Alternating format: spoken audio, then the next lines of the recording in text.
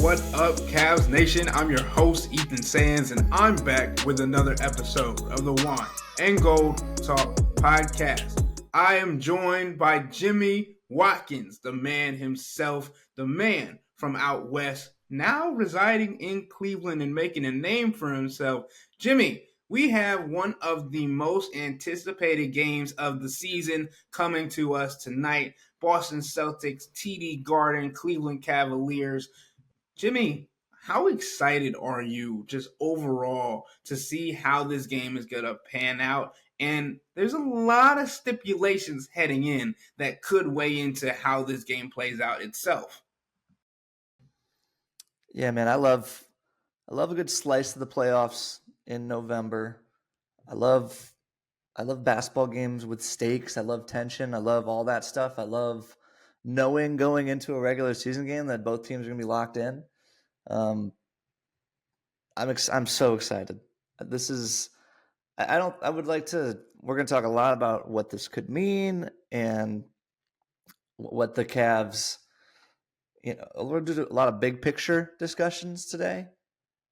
But I just like the main point of tonight's game is just like this is a cool thing that we don't get to do very often during the regular season, particularly this early in the regular season. So I just think that we're going to talk about this in a little bit, but the Cavs fans, whether the streak ends or not, like just go into this thinking like, man, this is cool. You know what I mean? There's no real, even though it feels like there are stakes, there's no real stakes. There's still going to be, let's see, quick public school math here. There's still going to be 66 more games after this one, regardless. But this one's going to feel like something, and that's cool. That was quick math. Good for you. Quick math. And I was writing my preview article for today's game, and I was like writing about the stakes and everything going in, right? Because you talk about it's a rematch of the Eastern Conference semifinals. Great. It is also a NBA Cup game, and as Jimmy and everybody knows, we respect the Cup on this podcast. The Cavs are 1-0. The Atlanta Hawks are in the lead of the standings of the East Group C standings when it comes to that, because it's consisting of them, the Washington Wizards, the Boston Celtics, and the Cleveland Cavaliers as well. So it's interesting. And we know that Boston's actually 0-1 in this and has a point differential of -1 because of that close game that they had. So the Cavs' easiest way to get to the knockout round, which is the next stage of this, is to win out and hope that the Hawks lose at some point. And then that also clears up a path against Boston. But the second thing is point differential and just total score, which the Cavs put up an immense amount in their first game. They had 144 points in their first group play game, and they had plus 18 point differential when it was all said and done. But Jimmy, bringing it back to this game and the tension that we've talked about, right? Like, this isn't the same team from May, right? Like, this isn't the same as much as it is, right? 13 of the 14 guys are the same players from last year, but this is a completely different, like, mindset. And you mentioned it. I wanted you to be able to talk about it a little bit more in depth. This team's identity is changing, right? It's becoming more of an offensive mindset than a defensive mindset that we've seen in the previous years. But if they can still maintain the top 10, which they have thus far, they're top 7, I believe, in the NBA when it comes to defensive rating. And the Cavs, if they could be maintain that number 1 overall rating in offensive rating, and then maintain the top 10 in defensive rating, I think that shift would pose to be dangerous against other teams and show that they can keep up with teams like the Boston Celtics when it comes to firepower. Yeah, I mean, the last 2 years in the playoffs, the Cavs just been outgunned, which is weird to say because they have Donovan Mitchell and Darius Garland, although last year it kind of felt like they didn't have Darius Garland at times. And Evan Mobley wasn't this guy. And I I would like Jared Allen. Obviously, is played like freaking Wilt Chamberlain for the 4 playoff games that he was healthy for against the Magic last year. But the offense followed a similar path the last couple of years. It'd be top 10, flirting with top 5 at certain moments, and then get to the playoffs and screech to a halt. It was last in the playoffs 2 years ago, and I know it was last after the first round a season ago. Then against Boston, they were literally outgunned because all of the injuries. I'm torn here because it's clear that they look like a different team under Kenny Atkinson. All the movement that they have going, all the willingness from Donovan and Darius to play off the ball. I think all of that will matter down the road. But I also still think, I said a couple nights ago, the Cavs could start 30-0. I'd still take Boston in the playoff series over them. There's still going to be a burden of proof for this team in the playoffs, and most of that is going to be on offense. The other question at hand is, we're already seeing some defensive slippage from this team, and so a big question going forward here is how much of that defensive identity do you have to sacrifice to get to the goal of being a better offense? We're talking about the Cavs shooting a ton more threes. That's great. That's the way of the NBA. That's the foundation of the Boston Celtics NBA championship last year. They were first in 3-point attempts and 3-point percentage last year. You're also creating more long rebounds and putting your transition defense in a tough position when you shoot a lot of threes. If you have a bad night, you're also increasing variance, which I think is what the Cavs want to do against a team like the Celtics, where I still perceive Boston to be a more talented team. They'd be favored in a playoff series against the Cavs. You also, I mean, that opens some doors against some lesser opponents. The Cavs would not be in a world of trouble against any like 7 or 8 seed, but we're the New York Knicks of the world. If, and this is a big if, Milwaukee or Philly could get their stuff together at some point out in the regular season and open some variance against some talented teams there. And then the faster pace that they're playing just invites a little bit more of a helter-skelter environment, particularly if you're playing another team that plays fast. The best defense is a set defense, right? That's why the reason why the Cavs operated the way they did the last couple of years, usually lingering around 20th or lower in pace, is because JB Bickerstaff, a defensive-minded coach, cared more about getting his defense set than giving his offense a head start with a little bit of juice, right? Now Kenny Atkinson is trying to thread this needle where he's been saying the whole time, I don't want to change our foundation. I think he actually did say, I don't want to change our identity. We want to be defense first. But you're the best offense in the league right now, and we're starting to see some defensive slippage. I think the zone that Kenny is putting in is useful and interesting, not just to counteract some of the identity growing pains that we're seeing here. Although it's still very important, almost more important to have a set defense in a zone than it is against man. But that's an interesting playoff development that we have here in the first couple of weeks of the season. Sometimes it's just a zone can be as simple as showing a team something different. Basketball is such a rhythm sport, right? You throw them something different, you make them play differently. Zone makes teams play more deliberately, keeps you out of the paint, and you have to just kind of like play the 4 passes before you shoot offense. So that's a cool thing to develop right now and keep in your pocket for down the road. But it's going to be interesting, man. The Cavs. The other thing about the Cavs offense, one of the reasons it's working so well, they are shooting out of their minds. And I know that Donovan Mitchell is a great shooter. Darius Garland's a great shooter. Karis LeVert has been a good shooter in the past, but these dudes are. I mean, Karis LeVert was shooting 46% from three when I checked the other day. Isaac has been shooting in the high 40s. Ty Jerome's been shooting 50. Darius is shooting a career high. I mean, Darius could very well shoot 44, 45% over a full season. Donovan could very well shoot. I forget where his number is, but I think he's over 40 as well. He could do that for a full season. Guys like Karis LeVert, who's never done it, Isaac Okoro, who's never done it, Ty Jerome, a good shooter. This is the first extended stretch we're seeing of him in the NBA in a while. Like, these numbers are going to come back to earth, and I think it will be interesting to see what the offense looks like when that happens.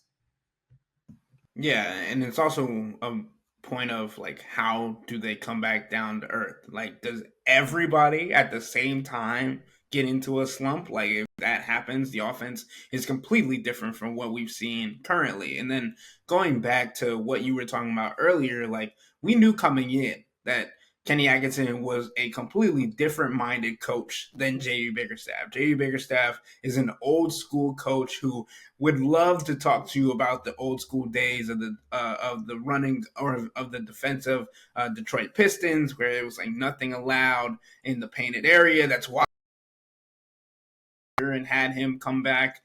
He also from coaching him in his younger days and all those different things. But Kenny Atkinson has said he throws his hands up sometimes at opposing offenses because of how good people are scoring, how good teams are shooting the ball, all those different things. And I don't think Jay Bickerstaff would ever admit to throwing his hands up on the defensive end. He would try and find something, throw something out there to do that. And Kenny Atkinson has thrown different things out there, including a zone. And I wanted to touch on this really quickly before we got into the Celtics game itself. Jimmy, we wrote and we heard about the Max Strus coach situation, about how he was implementing the zone in a practice, and a lot of people took the angle of Coach Eric Spoelstra is a big zone guy in Miami, and sure, that is true.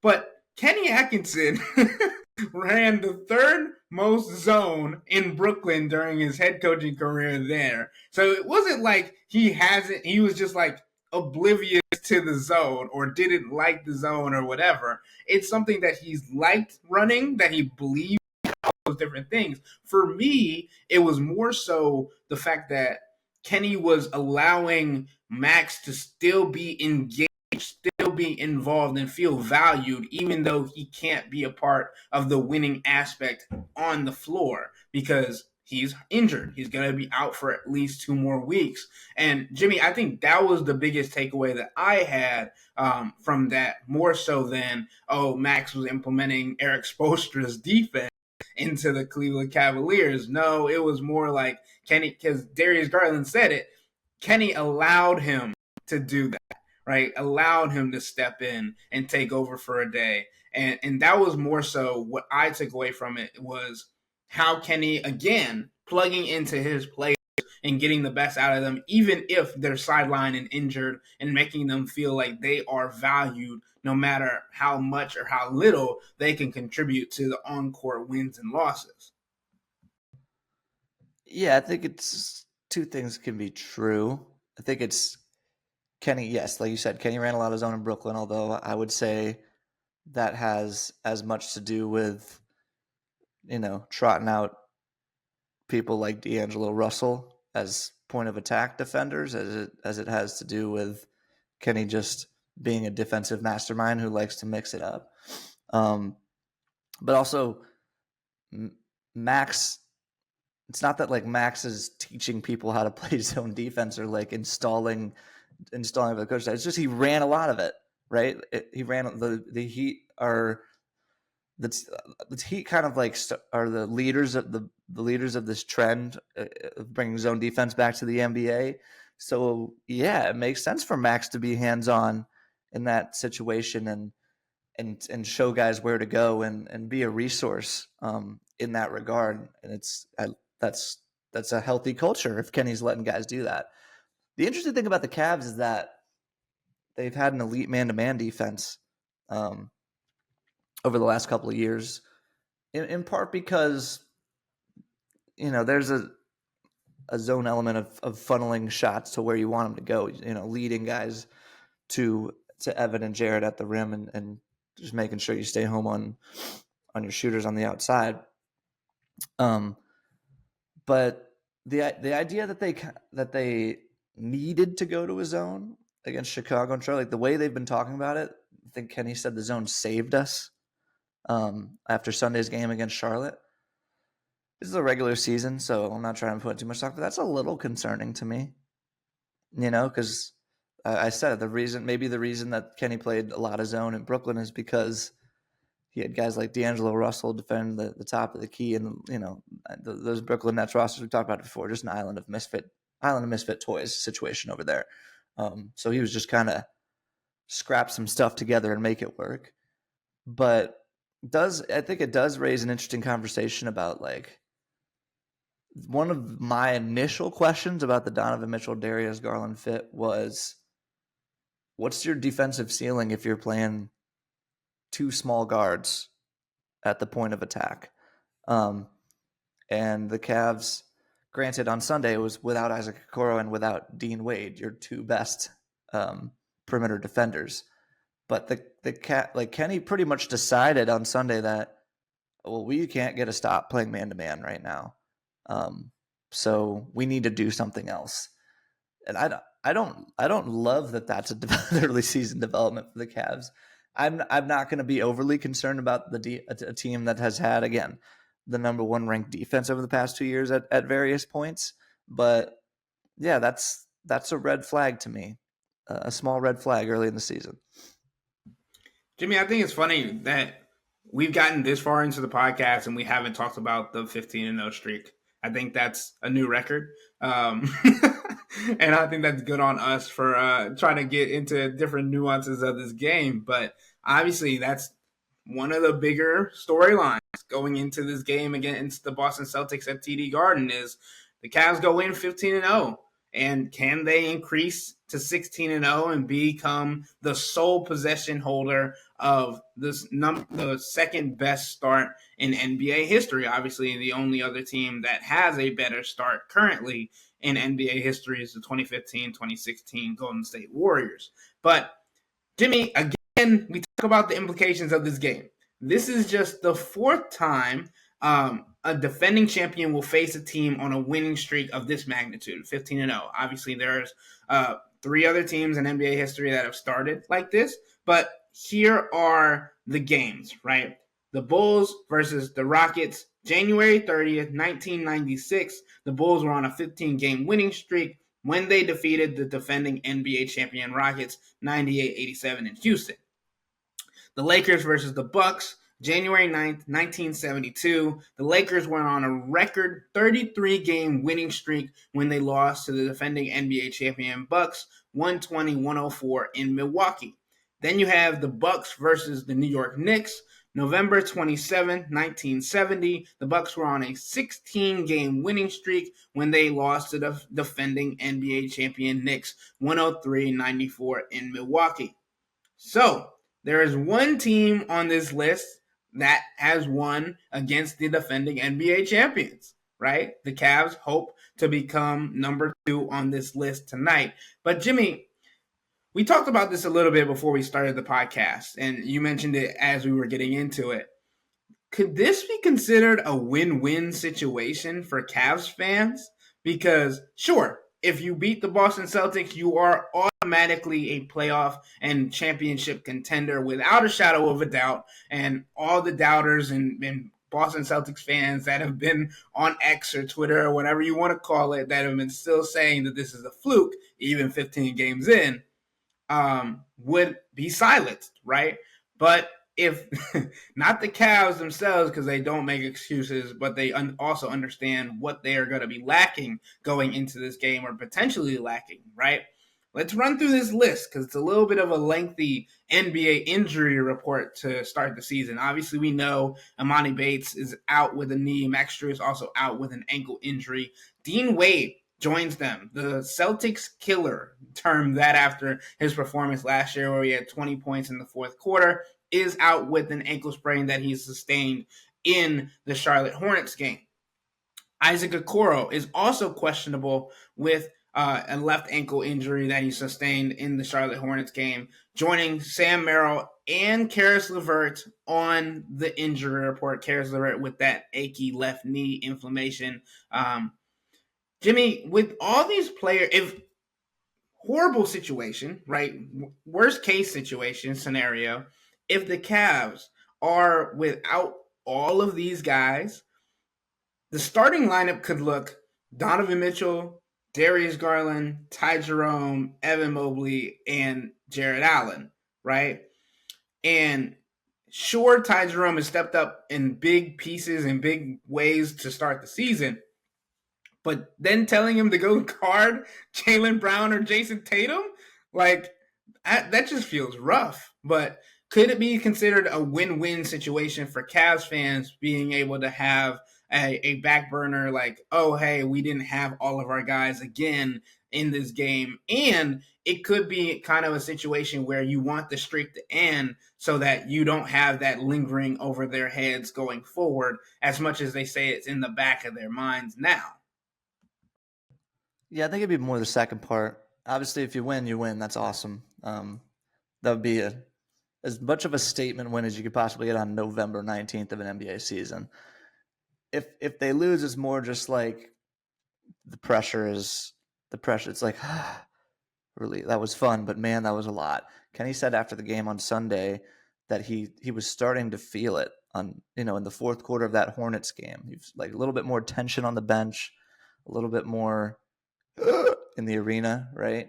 I don't know how, like, you look back at the 2016 Warriors that won 73 games, the record that the Cavs are chasing. And I think there's been a lot of conversation. I don't remember if the Warriors have ever gone on the record about this, but like, would the Warriors have won that? Would the Cavs series have gone 7 games? Would they have won Game 7, etc.? If the Warriors had just said at 15-0, okay, we're going to start resting guys because this is a lot of mileage, early mileage that we're putting, particularly on guys like Steph, who's a small guard. And what do you know? The Cavs have 2 small guards, and they had step 1 check by resting Donovan on Sunday. I think that was probably a smidge controversial among the fan base. It's like, what we're doing something, we're chasing history here. What are you doing? It's not even a back to back here. It's like, yeah, I don't care. Kenny said that no one's going to remember a 15-0 start. They'll remember what happens in the playoffs. And I think that's the right way to approach this thing. I wanted to hit on some of the precedent you were talking about, though, with the Bulls, the Lakers, and the Warriors. The other 3 teams have started 15-0. The Cavs stick out in a sore thumb. One thing. So the records that we were talking that I was listing off, it wasn't to those weren't teams that started 15-0. Those were teams that are on streaks at like any point 15-0 or better. Right. Right.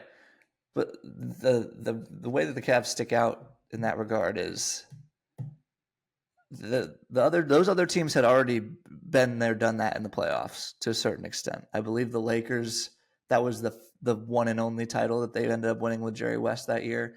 Obviously, the Warriors had won the championship the year before the Bulls. That was MJ Bulls. They had been there, done that in the playoffs. The Cavs have not been there or done that in the playoffs. They have won one playoff series as a group. So this is not like the stamp of a rival that it was for these other teams. That I don't think that you can say that for the Cavs, because, like it or not, this is a prove it in the playoffs sport, and the regular season has never been less correlated to the playoffs than it is right now. Great teams win 60 games. I mean, Donovan Mitchell knows it very well. His Utah Jazz, a regular season powerhouse every year, only to get ushered out earlier than they like every year. Never made the conference finals. So again, as much as fun as this is, and as cool as it would be to get a win over Boston tonight, I'm with Kenny. I'm keeping the long view here, even if that means you got to rest guys along the way. You know what? It's a bummer that Dean Wade turned his ankle and Isaac Okoro is questionable tonight. That's all tough. But if I were, if I'm 50-50 for some of those guys, I'm not risking it for November. I'm not risking it for November. And again, that might be an unpopular sentiment. It's a long season, and you are defined by what happens at the end. Not as fun as this streak is, I would love to see it keep going. It's super fun. The energy in the building is different in November than it has ever been before. It's super fun. But don't do it at the expense of what's happening down the road. I mean, we talked about this during the offseason. Man, that Donovan Mitchell stretch from January to February last year, that was fun, huh? What happened afterwards? He's got this knee that saddles him for the rest of the year. And he ends up missing. Yeah, I don't think it was the same injury that he missed with in the Boston series, but like when you hurt one, you start compensating. If you have one injury, one leg injury followed by the next, it's usually not a coincidence. So there's just no reason, especially now that you have this huge head start on the rest of the East. Basketball Reference already gives the Cavs a 99% chance to get a top 2 seed. And I mean, this was, I think, 2 wins ago when I checked. They had like a 75% chance to get the 1 seed. No reason to floor the gas even harder. No reason. Yeah, and I completely agree. I mean, like, known tough guy, Isaac Okoro, more than likely. Like, if I had to go through this injury And report, Isaac, by the way, Isaac looked fine after the game on 100%. Sunday. So I would guess he plays, but that's a guess. Right, and he was questionable to return. Obviously, like Jimmy said, that was probably we're playing the Charlotte Hornets. We don't necessarily need you to come back today. We will need you against the Celtics. So if you could just rest up, get on this flight, that'd be great. So if I had to look at this injury report and say there's one player on here that's going to play, it's probably going to be Isaac.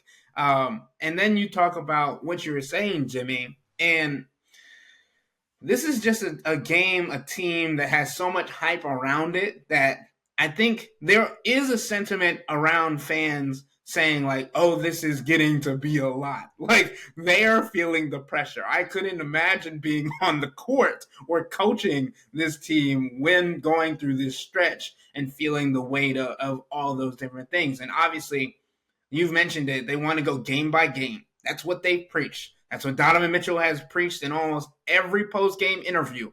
Nothing too high, nothing too low. Habits. Creating habits that will sustain through the playoffs and all those different things.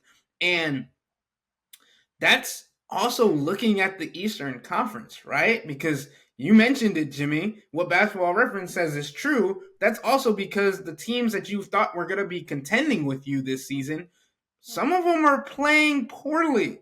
The Milwaukee Bucks, the 76ers, who have the same record as the Washington Wizards, right? So now you're looking at New York, Orlando. Like, those are the teams that I've been watching to start the season because Orlando without Paolo Banchero still holding on to the 3 seed is notable. And him saying in an interview that he feels like he could be back by Christmas after a torn oblique, very notable.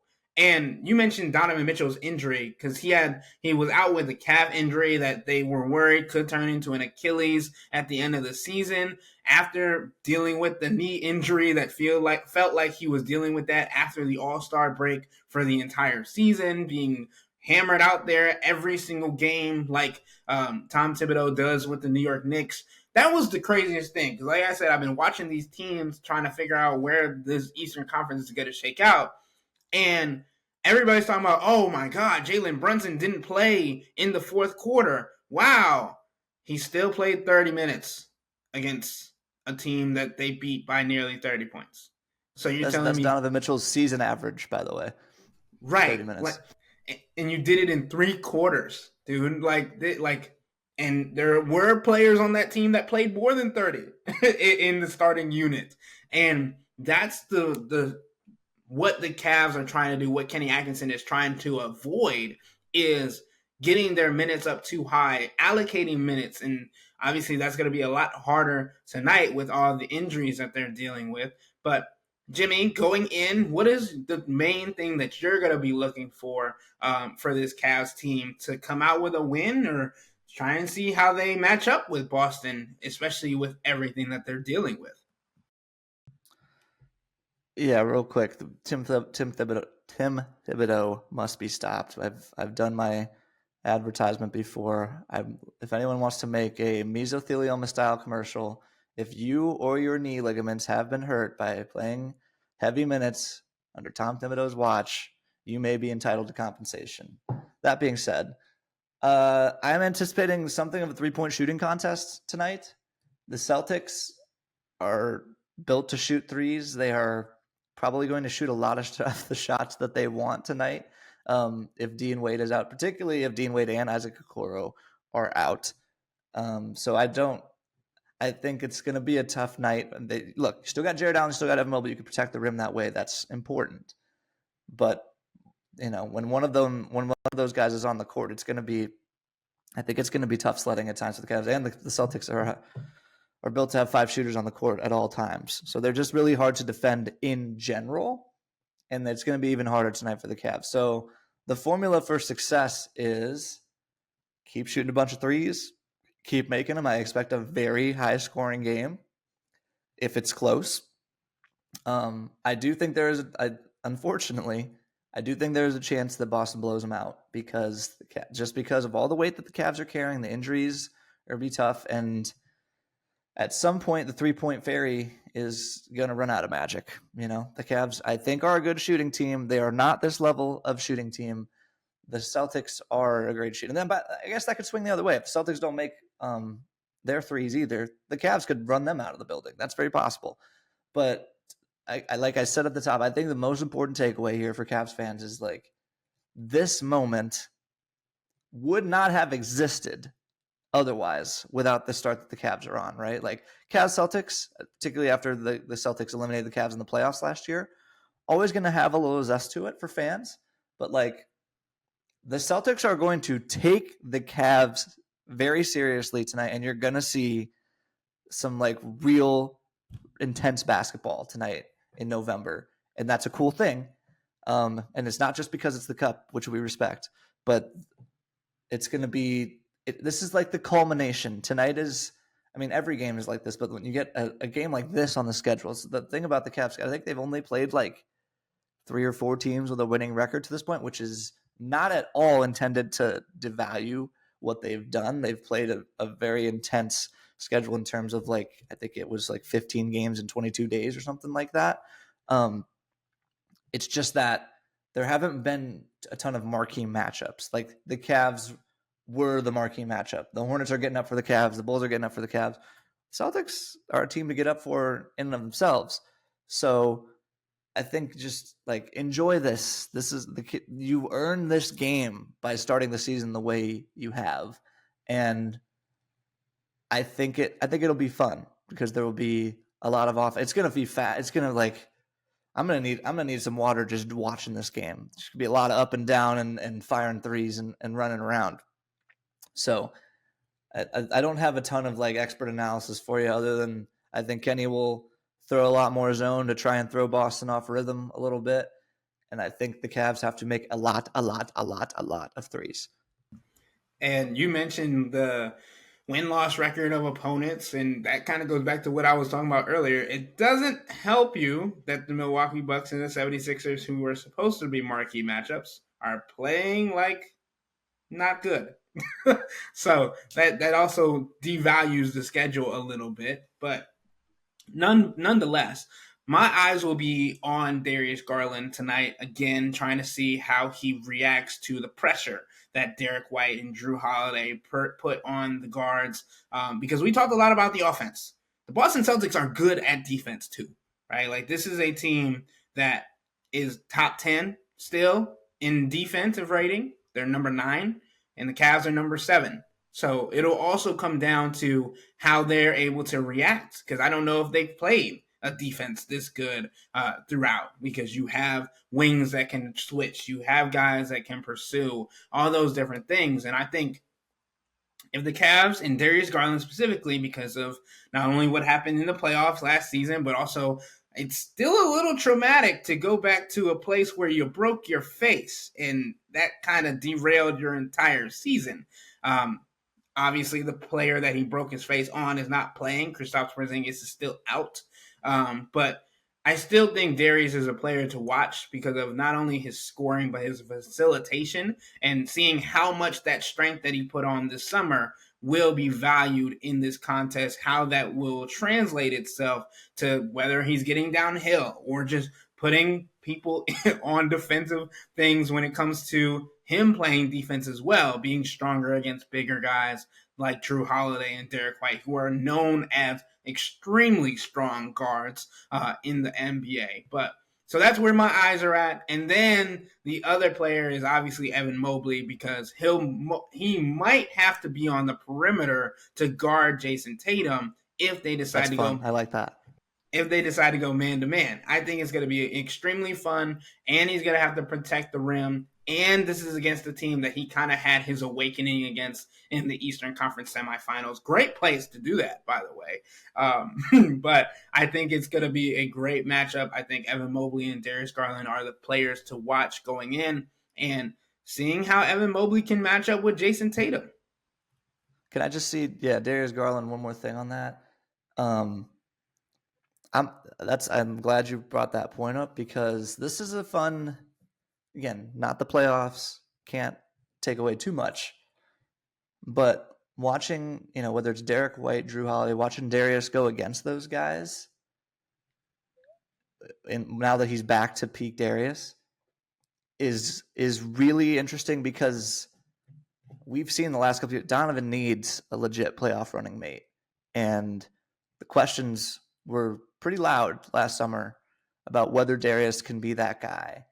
And we talked about it on Sunday, I love the version of Darius that we got on Sunday, where, he runs, it's like your archetypal point guard, where he runs the team, scores where he sees fit for 3 quarters. And then at the end of the game, it's like, okay, I'm going to go get 8 straight buckets at the rim, or 8 straight points at the rim, 4 straight buckets, or 3 buckets and 2 free throws, I think, plus the step back 3 at the end.